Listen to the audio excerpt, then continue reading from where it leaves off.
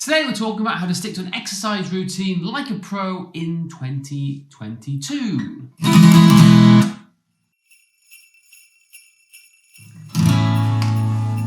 So, this is Christmas.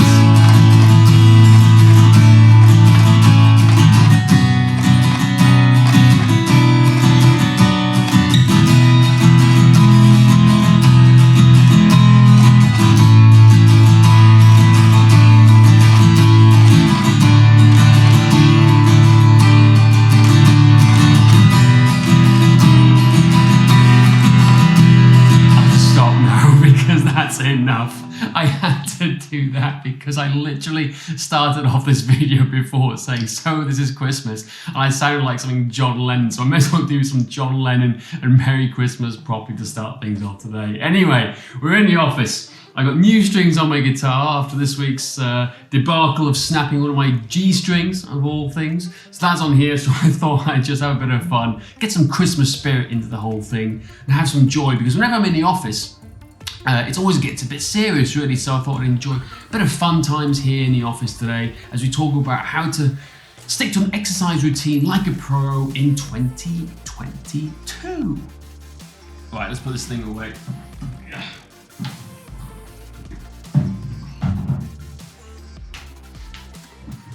Having the guitar in the office is a blessing and a curse all at the same time. Blessing because I get to play guitar more often.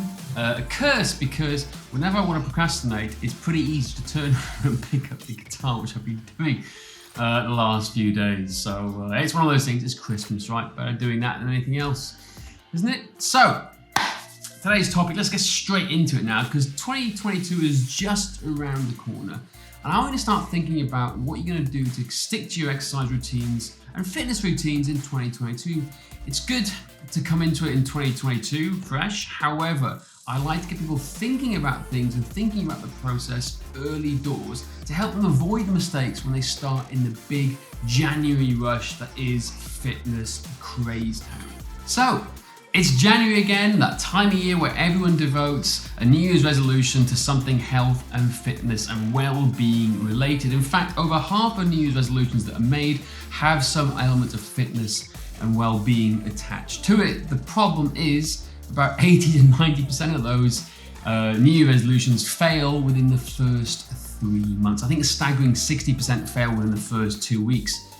As well. I think some crazy stats here. And I think it's wonderful. I think it's so good that people want to get fitter, want to get stronger, want to lose weight, want to do all these wonderful things in the year. Their intentions are there, and 10 out of 10 for marks when it comes to intentions. The problem is, more often than not, it's the execution, and that's where we see most of the issues come into play. So I'm going to share with you today the 6 reasons why I think New Year's resolutions fail and what you can do to avoid it, to set you off in the right foot and make 2022 your healthiest and best year yet.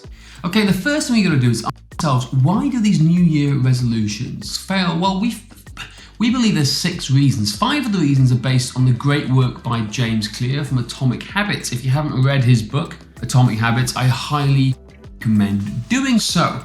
Let's go through very quickly the 6 reasons, and I'll dive into each of them separately after. So, number 1, people try to change everything at once. Number 2, people start a habit that's way too big and beyond their means.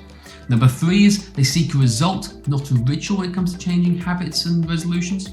Number 4 is they don't change the environment that they're in. Number 5, they assume that small changes don't add up. They want everything at once. And number 6, the one that we see time and time again, is people don't know their current starting level of fitness and they make the wrong assumptions based on that. So let's dive into each of them one by one. Okay, so let's start with the first reason. They try and change everything all at once. Think of the expression, jack of all trades, master of none. People try and do everything too fast, too soon, all at once. It's a recipe for disaster. What do I mean by that? Well, they want to lose weight. They want to change a diet, become maybe keto from being a vegan or whatever it is they want to do. They want to start running a marathon and they want to be an Olympic swimmer. Okay, I just made almost that up, but you get the point, right? They try and do everything at once. If you chase 2 rabbits, you go home empty. The key thing is like finding the one thing that you need to work on and move forward. Now, when you look at successful people, they have mastered all these tiny little habits over the years and they've stacked things on top of each other. I'll give an example. They go to the gym 3 to 5 times a week because it's part of their daily routine. They've built up to that, having as their daily routine. They eat healthily because it's eating normally to them. They don't need to master those habits. It's ingrained into their day-to-day life. So when it comes to choosing one thing, you need to do one thing and do it well. Now, research says you should only change 3 habits at once. And those things should be very small, minute habits as well. For example, when I brush my teeth, I'm gonna floss after that, or I'm gonna take the stairs every time I walk and not take the escalator. Little tiny steps to move you forward. And that's the key thing. So when you're trying to move forward, don't change everything at once. Don't try and change your diet. Don't try and change how many times you're going to exercise a week. If you just go to once, that's going to be better than what you've probably been doing already. Keep it small, keep it simple, and keep it easy. It's why we focus on something like WWS when we're first starting working with people, because it's the small steps that have the domino effect afterwards that'll have the biggest result. So please, if you're not exercising at all at the moment and you decide, I'm going to exercise 7 times a week, every single day, 3 times a day, it's not going to work. It's going to come crashing down on you. Don't do it all at once. Take baby steps and take the steps to ingrain it into your daily ritual and your daily routine. Okay, the second reason, they start with a habit that's just too big. Let's continue the exercise theme here. If you've never stepped inside a gym before, and you decide I'm going to work out 5 to 6 times a week, it's going to go horribly wrong. How about we take the first step of aiming to go once a week? And if you stick to that routine over the course of a month, maybe we go up to 2. I know you want to get fast results. I know we live in this Netflix binge watch culture of everything around us, but you need to understand this. You've got to make this a habit and a ritual every single time you go to the gym. So start off, instead of going 5 times a week, maybe just go for the once a week. That's better than nothing. Now, on a similar note, let's take people who say they want to run a marathon for the first time. It happens in January every year. People who've never run before decide they want to go and run a marathon. Fantastic. I love having these aspirations. However, when was the last time you walked 26 miles? When was the last time you walked 5K? When was the last time you run 5K if you've never done it before? So start off small. So if that's running is going to be your thing this year, maybe start off by running once a week first. Don't go 5-6 times a week. It's going to lead to trouble and injury down the road too. But start off with once a week and make that a habit on a specific day and time. It's these little small steps, these little small actions that are really important. So please, it's good to have lofty goals, but if you're going to have these lofty goals, you've got to break it down into manageable steps. So if it is running a marathon, maybe it's running 5K first and setting out a plan to get there, but not 5 days a week like you may think. Okay, number 3, people seek results, not rituals. In the world of health and fitness, everyone is goals and results driven. That's great, that's wonderful to have. However, goals are not what get you those results. It's having a ritual in place to get you to those goals that's the most important. You need good habits and good rituals to make sure you obtain those goals. Let's give a specific example here. I want to lose 30 pounds. Well, how are you going to lose 30 pounds? Are you going to wish it? Are you going to hope that it comes to you? Or are you going to create a habit of going to the gym or going for a walk, going for a run, whatever it is? Are you going to stick to those rituals?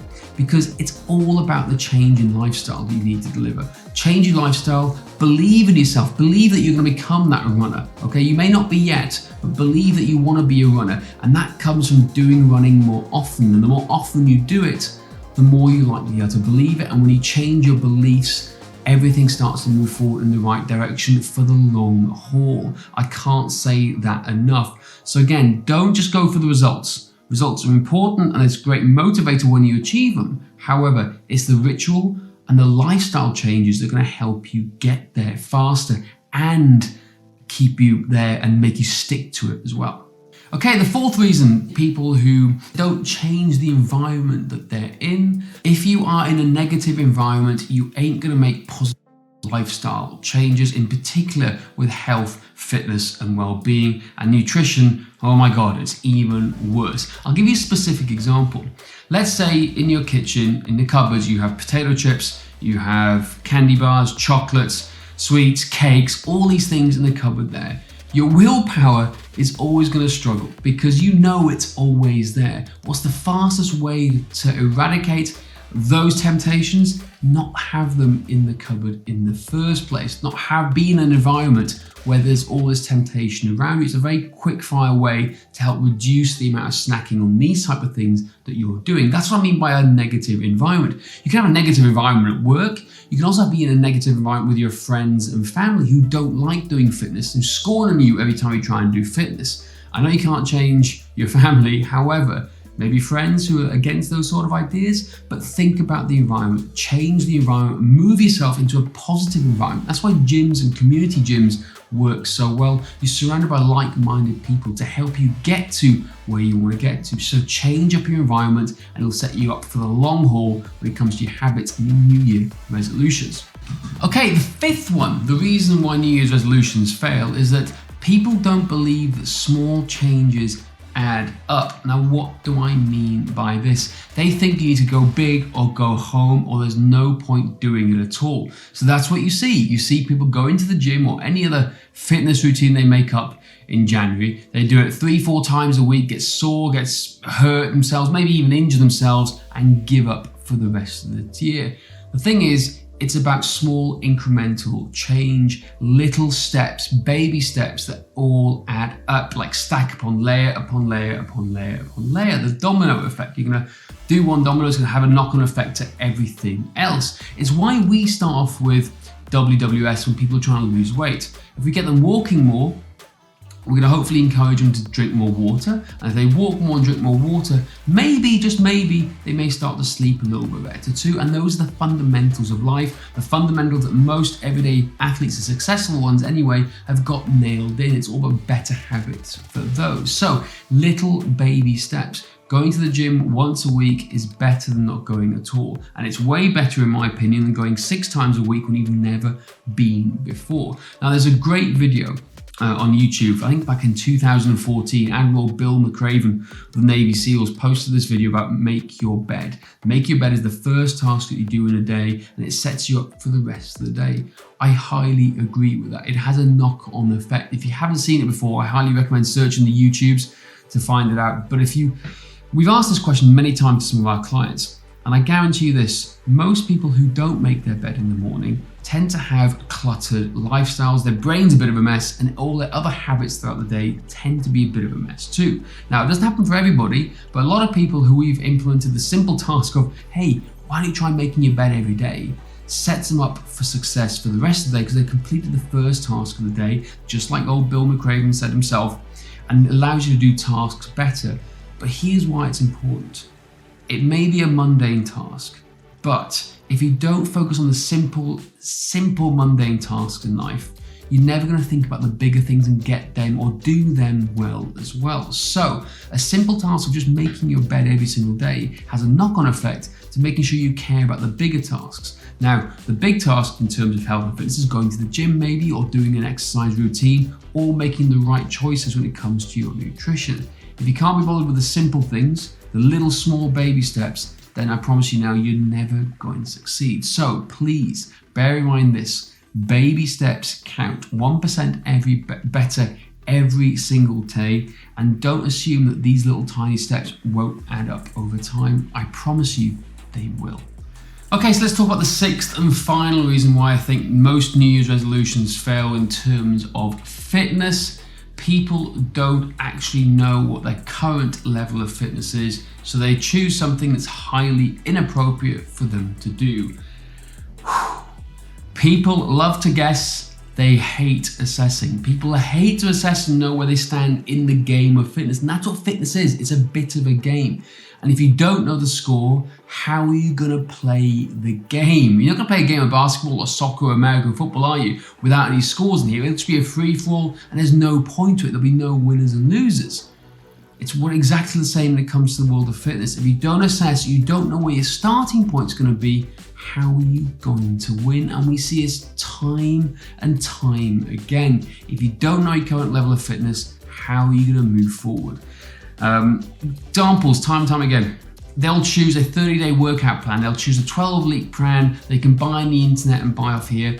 They have no idea. They think it sounds good, but it's nowhere near tailored to the goals and to what their needs are. So my biggest advice to you is assess. You don't have to come to us, go to anybody, go to a serious fitness professional and get them to assess to see where your starting point is right now, and help formulate a plan that will get you from A to B and not the circle of a never-ending doom that happens time and time again. And that's the biggest tip I can give you. Start small, assess, find out what you need to do. Is it health that you need to prioritize? Is it your cardio? Is it your movement? Is it your strength? Is it your nutrition? If we talk about the 5 pillars we do here at Strength Matters, whatever it is, find out exactly where you need to start and then move forward. It'll be the fastest way to success, I promise you, and it'll save you years of endless hurt and frustration. So there you have it. Those are the 6 reasons why people fail at New Year's fitness resolutions. I hope you found it useful. I hope you found it informative. Either way, please, please, please, when it comes to New Year's resolutions, start thinking about them now. Make better choices. Don't go too big and don't go all in, because it'll usually end up in disaster. Be specific. Choose a day, a date, and a time that you want to work out and follow that formula. But here's a secret tip for you. I love this phrase more than anything. Remember this well. Never twice. If you miss a workout, don't miss it a second time. If you eat too much food one day, don't do it the next day. Never do something twice in a row. Never twice is a great phrase to live by, and it helps you keep you more consistent over the course of the year. Because guess what happens? If you miss twice, you'll miss a third time. It becomes a habit of missing. So break that habit early on. Life happens to the best of us. We're all going to miss workouts, illness, sickness, family, work, whatever it is. But try to avoid it the following day or the next time. Never twice is the phrase you need to go by if you're going to stick to a fitness routine in 2022 and actually make those New Year's habits stick. Anyway, I hope you found it useful. Please like and subscribe to this video if you haven't done so already. And there's a secret bonus. I have a free book we can give away to you. It's called Secrets to Athletic Success. If you're looking for tips and ideas and strategies that the most successful everyday athletes that we've worked with have followed to get them to their results, well, there's a free book over 200 pages of what they did to get them there. And if you click the link down below, you can download a copy for free as well. So there you go. It's a free gift to start the new year off the right way for you guys. Anyway, leave a comment down below, like and subscribe, and I'll see you on the next video.